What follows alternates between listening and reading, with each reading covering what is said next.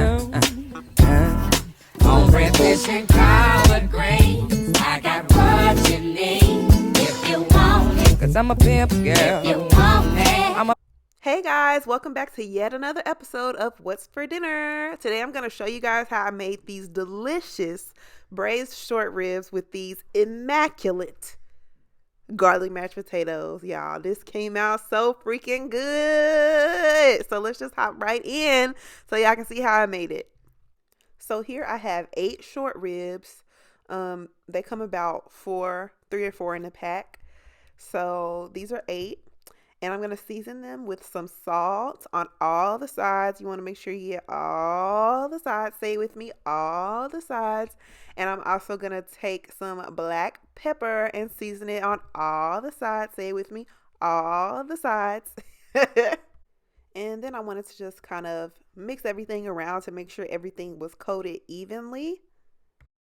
And now I'm just taking some of this good old Walker's Wood jerk seasoning, the hot and spicy kind, and I added about 2.5 tablespoons to my short ribs, and I'm just giving those a nice rub down. I'm rubbing these all the way down because I want to make sure everything is coated nicely and evenly. And because I forgot to show you guys this part, I wanted y'all to see me taking the membrane off. So I'm just peeling the little membrane part off of the short ribs, and this will help them to fall off the bone. So once everything is nice and coated, I'm just going to put my lid on them, and I'm going to let these marinate for about 3 hours. Unnecessary step, but I just wanted to do it. So after letting my short ribs marinate, I went ahead and preheated my little Dutch oven thingy. And y'all, one day I'm going to learn what this is called, but not today. So I just added my short ribs in, and I'm going to allow these to sear on all sides for about 1 to 2 minutes on each side. So probably more like 1 minute on each side. You just want everything to be nice and slightly browned before we add in our liquids. So as you can see, our short ribs left quite a bit of brown bits at the bottom. We're going to keep that, because ultimately that's just going to add a very rich depth of flavor to our dish. So I just added some onions and mushrooms to that, and I'm going to allow those to cook down and soften quite a bit. And then I'm going to add in some tomato paste, and this is going to further help us deglaze the pan. So all those brown bits at the bottom will rise again. So now I'm just taking an entire bottle of Cabernet Sauvignon. I think that's how you pronounce it. Let me know if I said that right or not. I think I did. I'm pretty sure I did, because But anyway, so I just added the entire bottle to my onions and mushrooms, and I'm going to bring this to a light simmer and give it a nice little mix just to make sure everything is doing what it's supposed to do, honey.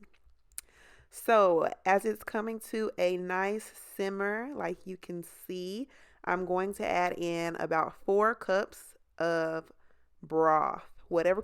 Honestly, whatever broth you have is fine. I actually used some vegetable paste and I mixed it with some water. So you can do that if you want to, or you can use beef broth.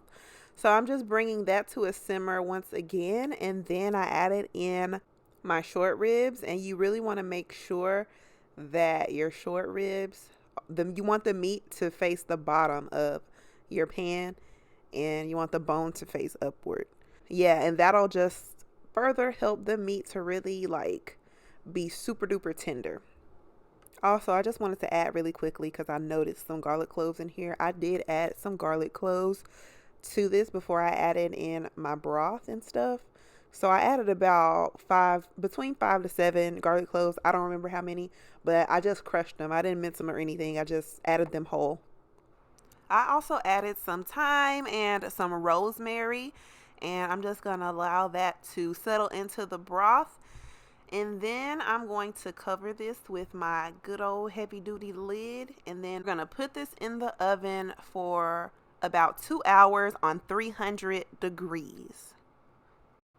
So towards the end of my cook time for my short ribs, I went ahead and started on my potatoes. So I just boiled and drained some red skin potatoes with some cloves of garlic, about 5 cloves of garlic. I boiled them all together, and now we're just going to smash them all up until they're nice and smooth.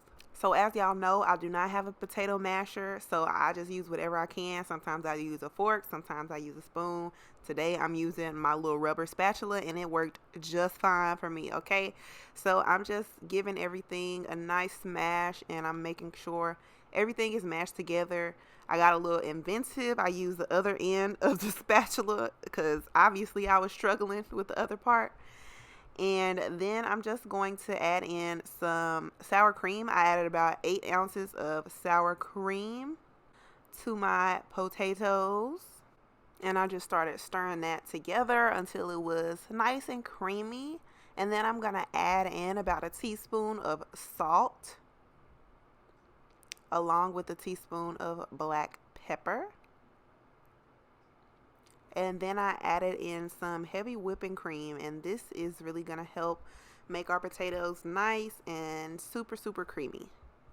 So I just gave all of that a good mix, and I also added in some butter, which further helps everything be nice and creamy. And this is pretty much it. I just mashed the chunkier pieces, and yeah, our potatoes are done. All right, so as y'all can see, our short ribs are done and they are ready to be plated, honey. So I'm adding my creamy mashed potatoes to my plate, making it look all nice and pretty.